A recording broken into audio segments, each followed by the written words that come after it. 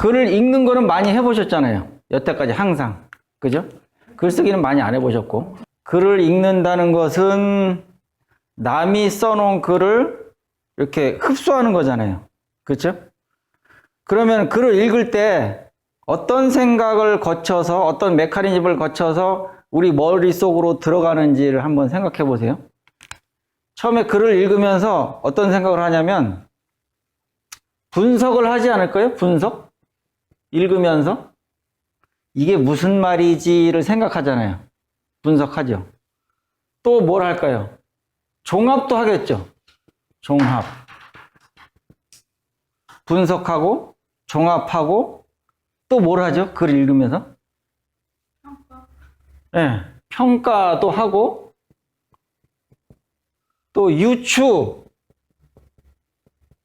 유추하잖아요. 유추. 그 다음에 상상도 하죠. 그렇죠. 그러니까 책을 읽는다는 것은 이런 과정이라고 보시면 돼요. 남이 써놓은 거를 쭉쭉쭉쭉 읽으면서 내 머릿속에 입력을 시키는 과정인데 이건 그러니까 출력이 아니고 입력이죠. 입력. 컴퓨터로 말하면. 내 머릿속에 입력하는 건데 분석도 하고 종합도 하고 평가도 하고 유추도 하고 상상도 하면서 입력하는 게 글 읽기예요. 그렇죠? 그러면 글 쓰기는 뭐예요? 이제 메커니즘이 어떻게 돌아가는지를 보셔야 돼요. 글을 쓸 때는 내가 생각하는 것을 글로 표현하는 거잖아요. 그런 걸 뭐라고 하냐면 창작이죠. 창작. 그렇죠. 창작. 상상도 들어갈까요? 상상? 상상하면서 글을 쓰죠. 그러니까 저자가 상상을 하지만 독자가 상상하게끔 유도하면서 쓰는 상상. 그런 거죠.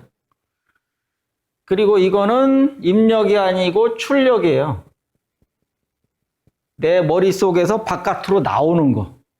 그렇죠? 그러니까 보세요. 이것만 보더라도 글쓰기와 글 읽기가 얼마나 차이가 나는지 아시겠죠? 그런데 우리는 지금 이 연습만 했지 이 연습을 안 한 거예요. 그렇죠? 남의 글을 읽으면서 종합평가를 하고 이 안에서 이렇게 막 해석하고 유추하고 상상하고 분석하는 건 많이 해봤는데 글쓰기는 그게 아니고 없는 데서 무에서 유를 만드는 창작 과정이기 때문에 이거보다 훨씬 어려운 거죠. 상상도 해야 되고 또 막 쏟아내야 된단 말이에요. 머릿속에서 막 계산해가지고 이렇게 쏟아내는 게 입력이 아니라 출력이란 얘기죠. 그러니까 글을 많이 읽는다고 해서 글을 잘 쓰는 건 아니란 말이에요. 이거는 독서, 이거는 글쓰기. 그러니까 독서와 글쓰기는 메커니즘 자체가 달라요. 그러니까 글쓰기 연습은 따로 해야 되는 거예요. 책 아무리 많이 읽어도 글 못 쓴다고요. 연습하지 않으면. 제가 말씀드리고 싶은 건 그거예요. 그러니까 글 읽기와 글쓰기는 근본적으로 다르기 때문에 근본적으로 다른 접근을 해야 되고 이것도 물론 중요하지만 이것도 같이 연습을 해줘야 실력이 는다. 그 얘기를 하는 겁니다. 아시겠죠? 예.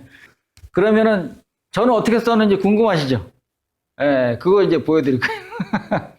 저는 쓰는 스타일이 약간 달라서 어떻게 했냐면은 제일 앞에다가 그 상황극을 집어넣었어요. 그리고 나서 그 다음에 이제 설명을 한 거예요. 자, 상황극을 어떻게 했는지 한번 보겠습니다.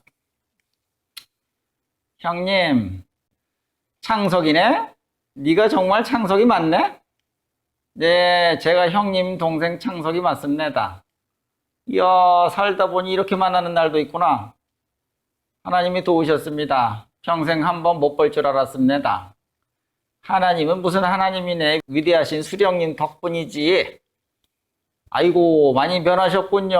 어쨌든 이렇게 만난 것만 해도 얼마나 감사한 일입니까? 그래, 우선 가족들부터 소개하자. 네, 형님 모두 보고 싶었습니다. 아버님, 어머님은 돌아가셨고 내 형수와 함께 왔다. 여기까지 상황극이에요. 좀 그럴듯한가요? 예, 인위적으로 만들어낸 상황극. 이제 형하고 만났으니까 이렇게 대화를 했을 것이다. 상상하면서 쓰는 거죠.